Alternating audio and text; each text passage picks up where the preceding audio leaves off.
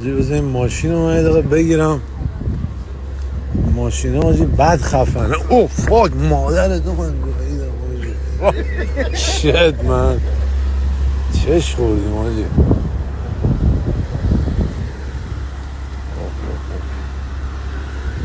حسین این خیلی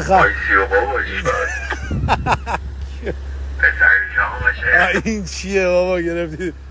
ببینم حسین تو شده داره میکروفون رو بگیر محله رو به آتیش بکش. کودتاگر آمد. اینو میزنی صدا بیرون آدمای بیرون رو میشنوی.